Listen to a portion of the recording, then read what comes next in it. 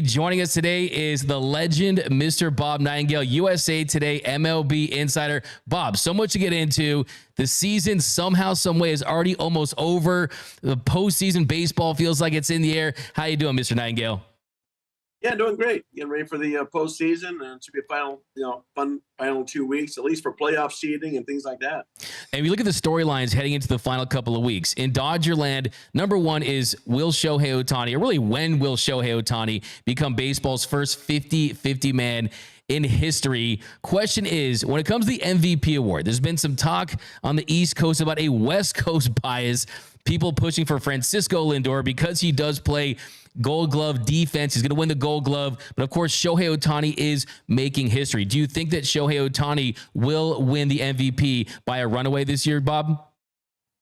I do, Doug. I think it'd be a landslide. I don't think it'd be unanimous, particularly with the New York writers. There's only 30 votes, but I bet he gets at least 26 of the 30, if not 28 of 30. Just too big of a season. And if you're the DH, you have to have monster numbers, and he did. It's funny. Everybody's kind of transfixed on 50-50 when he already, broke the record. And when it was 43-43 was the record, just not a nice round number.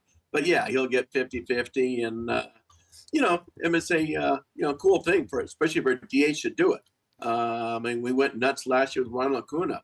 He hit 42 home runs, stole 72 bases, and played right field. And that was amazing too.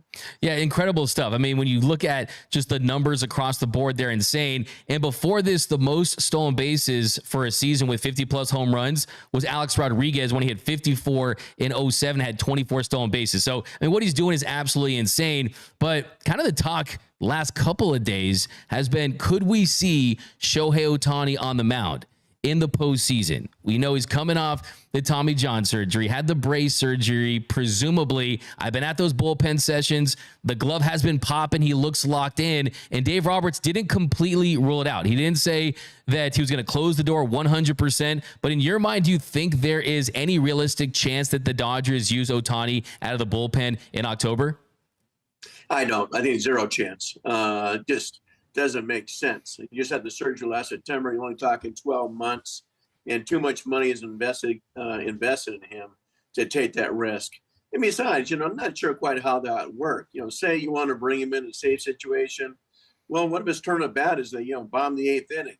Is he going to go to the mound without any warm up? What if he's warming up his turn at bat? He'd be called out just on a delay with the 3 strikes. So I don't even know how logistically that would work anyway. But no, I think there's no chance.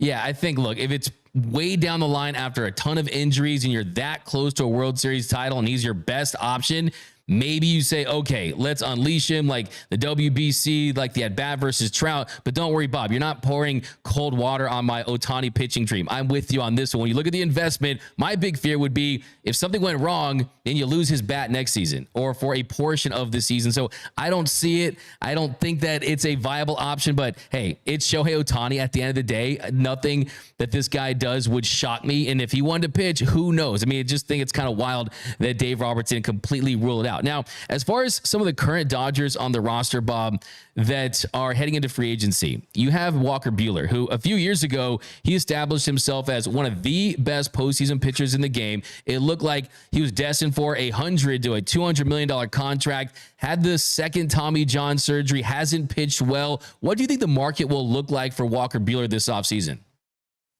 Well, he's going to have to sign a 1-year contract. 1 year, maybe club option, player option, that sort of thing. So it makes all the sense in the rule for him to come back to LA. He knows the trainers, the staff, and then hit the market again. But he's going to have to go a short-term contract just because he hasn't shown that he's bounced back yet with all the struggles. So I can't see him signing more than a 1-year deal with an option or two. And do you think the Dodgers would be probably right at the top of the list of teams that would bring him back, or do you see him trying to going elsewhere, kind of like the Lucas Giolito, like a Jack Flaherty, kind of a bet on yourself type deal with another team? I would think he would come back in the sense that as long as he trusts the Dodger staff and the trainers, why not have the same regiment going? They know him better than anybody else. So I would think the Dodgers would make more sense than some other team just taking a gamble and never seen him, haven't done medical reports on him, that sort of thing. Yeah, you look at the Dodgers rotation next season. We already talked about Otani. He's going to be back. You have Yamamoto on glass now, and Gavin Stone's look great. Gonson's going to be back. But there's a pitcher that you've been sharing some nuggets about throughout this season, and that is Japanese phenom Roki Sasaki. What can you tell us about Roki Sasaki right now? Do you think he will be available for teams next season? Do you see him pitching in the show next year? And where the Dodgers stand and all that?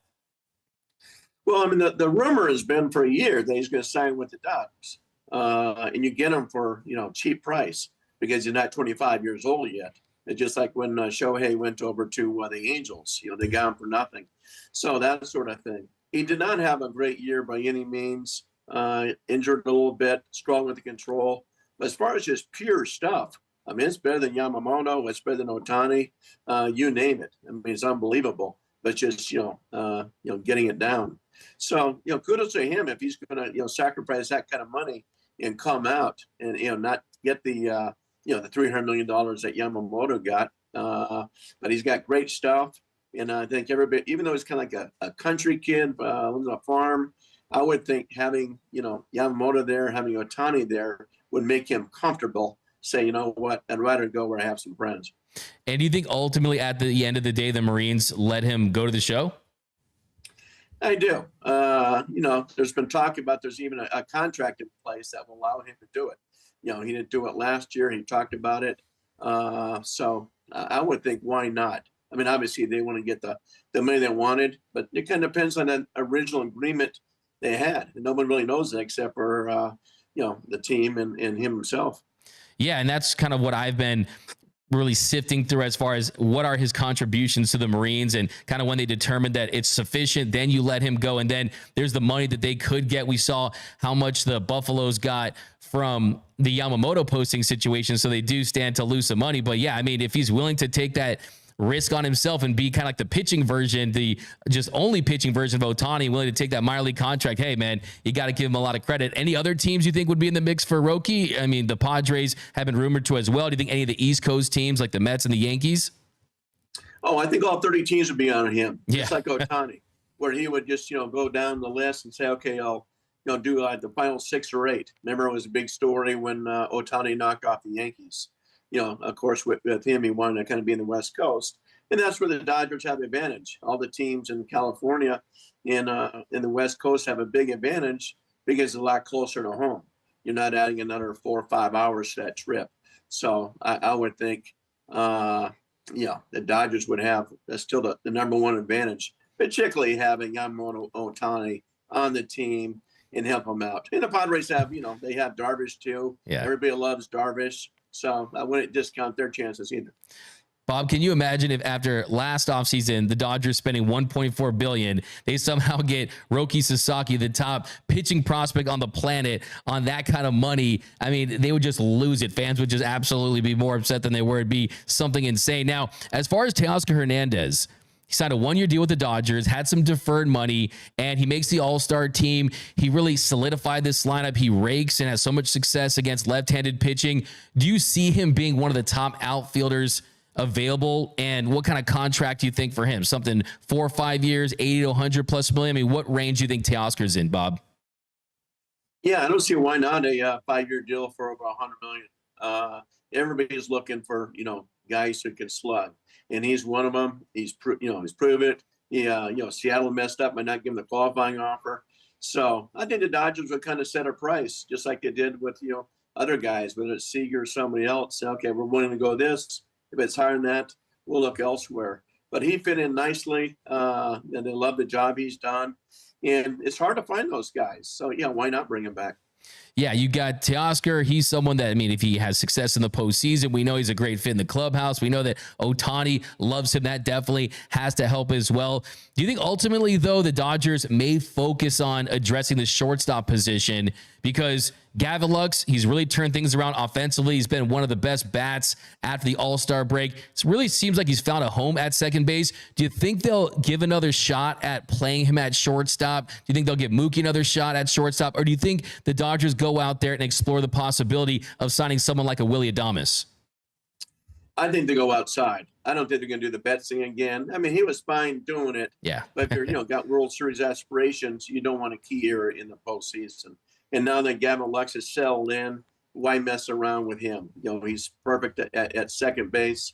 I don't think you want to take that gamble again like they did before. So Adames would be perfect.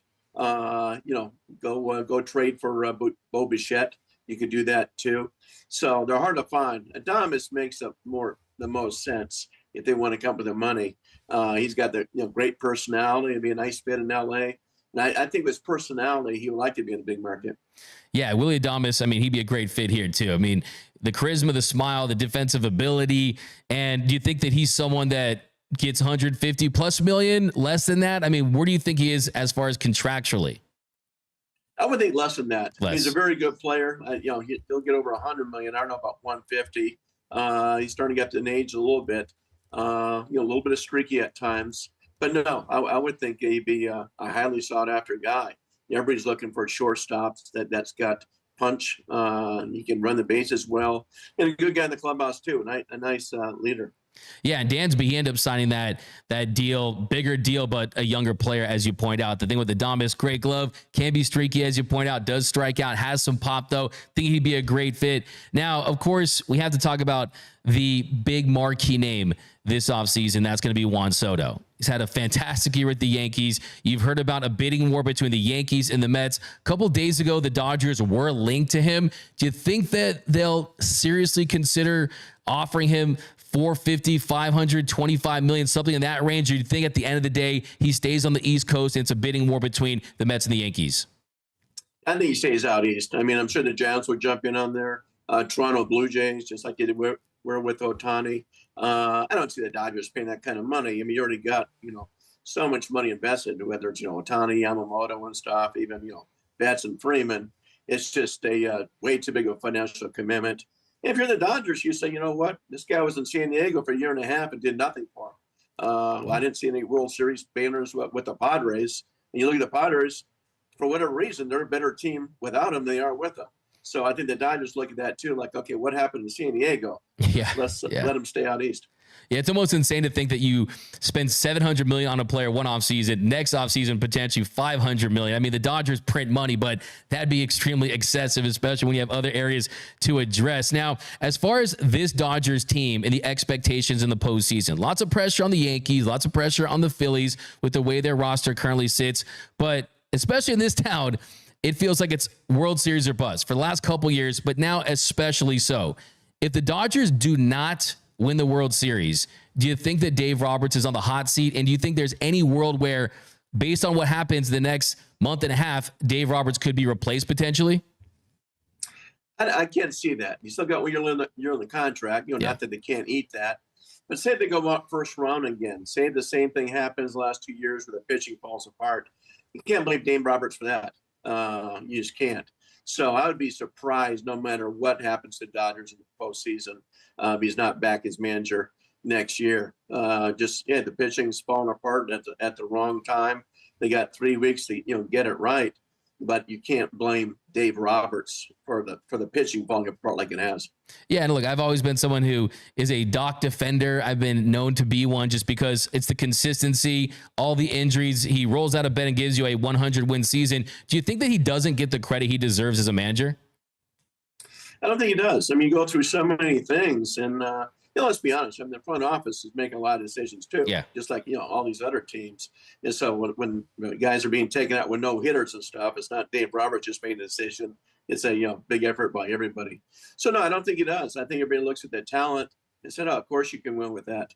Well, Joe Torre had that talent too, and he's in the Hall of Fame right now. Tony La Russa has that talent. Jim Leland just went in. He says, "You know what makes a good manager is good players." He says, "I'm not going to go to the Hall of Fame unless I have good players." So you're talking about outside the old Negro leagues, no one's had a better winning percentage than Dave Roberts. Exactly. That's what I always tell fans is that, look, yes, it feels like he almost has to win 2 to win 1 for this fan base, but they'd blame him for the sinking of the Titanic, right? I mean, he's the guy who falls on the sword whenever something goes wrong. But the truth of the matter is if he wins one more World Series, you can make the case that he's on a Hall of Fame trajectory and he's going to get there. He'd match Tommy Lasorda in World Series. So I always say pump the brakes, Dodgers fans, because Dave Roberts is doing a heck of a job. But we're with MLB Insider USA Today's Bob Nightingale. Okay, last question I want to ask you, Bob. I read somewhere that when you were 14, you were in a contest to become a bat boy for the Albuquerque Dodgers. Is this true? Can you tell me about this story? Yeah, my dad was in Vietnam, and so I always loved baseball. I loved all sports, but there was a contest for a bat boy. So yeah, it was Albuquerque. I might even call it Dukes at the time. Albuquerque Dukes for a bat boy contest. I don't know how I would have been able to pull it off and get to the games and stuff, but I thought it'd be cool. So yeah, I mean, now that the Dodgers, the AAA team, and got to see some AAA games, and yeah, it would have been a blast. I still look at these bat boys in different teams. They have a ball. It doesn't matter if they're making $10 a game or not. They act like they feel like they're making $100,000 a year. So it's I wrote a lot of respect for those bat boys and the young clubhouse guys. Yeah, no, absolutely. I mean, a lot of them are bat men at this point when you look at it. And there's a bat boy that's really a bat guy in Javier Herrera for the Dodgers this season. I don't know if you saw that earlier in the year. He's the guy that saved Otani when the ball was going in the dugout. Can't wait till he gets his ring. I mean, Otani should definitely give him a Porsche too. But Bob, we thank you so much. We know how valuable your time is, breaking it all down, giving us the insight, nuggets, the info for all things Dodger baseball, all things Major League Baseball. And definitely, you guys already follow Bob Nightingale, so I don't really need to push your socials. But hey, exciting time of year. Postseason is coming. The offseason's coming. And Bob Nightingale, we'll check in with you in the offseason. Thanks again for joining us here on Dodgers Dugout Live. I'll see you in the Division Series, Doug. Look forward to it. All right, thanks, Bob. See you when you're in LA.